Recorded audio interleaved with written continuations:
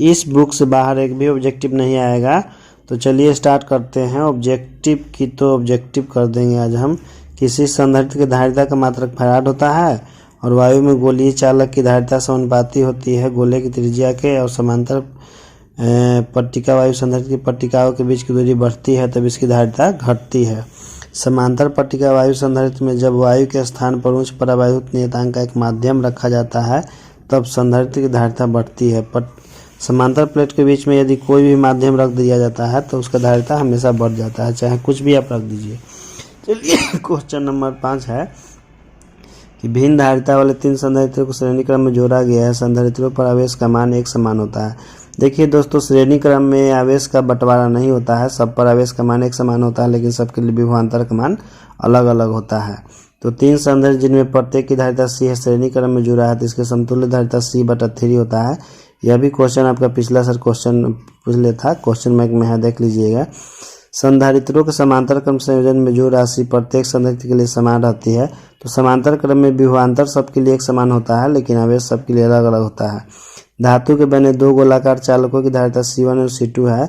दोनों पर कुछ आवेश है। यदि उनमें से संपर्क में ला करके अलग कर दिया जाए तो अलग होने के बाद दोनों पर स्थित आवेश Q1 और Q2 हो जाता है। तो इसमें संबंध जो होता है Q1/Q2 बराबर C1/C2 सही होता है। और समान धारिता के 3 संधारित्रों को श्रेणी क्रम में जोड़ने पर तुल्य धारिता 6 माइक्रोफैराड होती है। यदि इन्हें समांतर क्रम में जोड़ा जाता है तो तुल्य धारिता 2 माइक्रोफैराड होती है। और यह भी क्वेश्चन जो है आपका बहुत बार एग्जाम में पूछा हुआ है। देखिए क्वेश्चन जो है ना कि समान धारिता के 3 संधारित्र श्रेणी क्रम में जोड़ने पर तुल्य धारिता 6 माइक्रोफैराड होती है।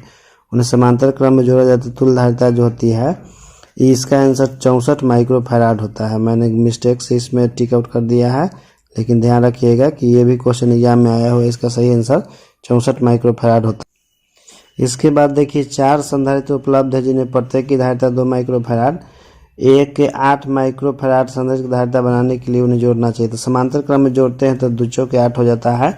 और यदि कई संधारित्र उपलब्ध हो तो उनके समूहन में उच्चतम धारिता प्राप्त करने के लिए उन्हें समांतर क्रम में जोड़ना चाहिए। समांतर क्रम में जोड़ने पर अधिकतम धारिता प्राप्त होता है और श्रेणी क्रम में जोड़ने पर न्यूनतम धारिता प्राप्त होता है।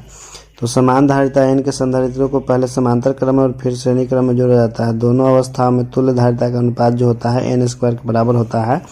और एक समांतर पट्टिका संधारित्र की पट्टियों के बीच में अवरक की एक पन्नी रख देने पर वो संधारित्र की धारिता बढ़ जाती है। कुछ भी रख दिया जाएगा समांतर प्लेट के बीच में तो उसका धारिता बढ़ जाता है। 1 माइक्रोफैराड के 2 संधारित्रों को समांतर क्रम में जुड़े हुए उनमें श्रेणी क्रम में 0.5 माइक्रोफैराड का तीसरा संधारित्र जोड़ दिया जाता है तो परिणामी धारिता 0.4 माइक्रोफैराड हो जाता है।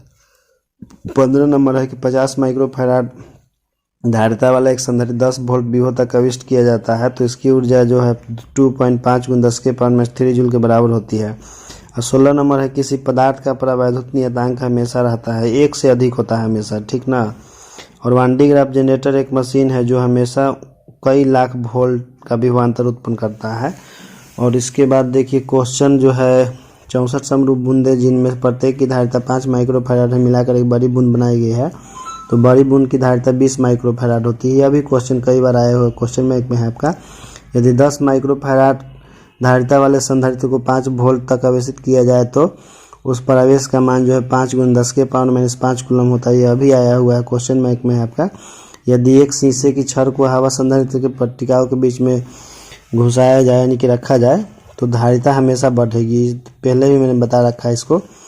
और 21 नंबर क्वेश्चन के कि 2 माइक्रोफैराड तथा 4 माइक्रोफैराड के 2 संधारित्र श्रेणी क्रम में है तथा इनके चरम सिरों पर 1200 वोल्ट का विभवांतर आरोपित किया जाता है तो 2 माइक्रोफैराड वाले का विभवांतर 800 वोल्ट होता है। यह भी क्वेश्चन आया हुआ है आपका। और किसी समांतर पट्टिका संधारित्र के प्लेटों के बीच एकांक आयतन में संचित ऊर्जा जो होता है 1/2 एप्सिलॉन नॉट × A² के बराबर होता है। और ध्रुवन का परिमाण निर्भर करता है A और B, इसमें दोनों ऑप्शन आपका सही है। परावैद्युत सामर्थ्य का ऐसा ही मात्रक वोल्ट प्रति मीटर होता है। और शुष्क वायु का सामान्य दाब पर परावैद्युत सामर्थ्य 3 × 10⁻6 वोल्ट प्रति मीटर होता है। और देखिए जो चित्र दिया हुआ है तो चित्र में हम लोग जब विभवांतर निकालते हैं तो 10 वोल्टेज का आता है जो क्वेश्चन में कह रहा है। और ये भी चित्र वाला क्वेश्चन है, इसका सही आंसर जो है आपका 20 माइक्रोकूलम आता है। तो इसके बाद भी अभी ऑब्जेक्टिव है, इसमें ये लेसन थोड़ा बड़ा है और इससे बहुत ऑब्जेक्टिव पूछता भी एग्जाम में। तो इसको इग्नोर नहीं कर सकते हैं हम। इसके बाद देखिए क्वेश्चन नंबर 28 में है कि एक वियुक्त गोले की धारिता n गुनी बढ़ा जाती है जब इसे एक भूकृत संकेंद्री गोले से घेर दिया जाता है, तो उन गोले की त्रिज्या का अनुपात जो है n/n-1 होगा। और एक परावैद्युत समांतर पट्टिका संधारित्र के प्लेटों के बीच डाल देने पर धारिता का मान बढ़ता है। यह इसी चैप्टर में 3-4 बार पूछ दिया। इसका मतलब है कि यह क्वेश्चन इंपॉर्टेंट है जो एग्जाम में इस और पक्का आएगा।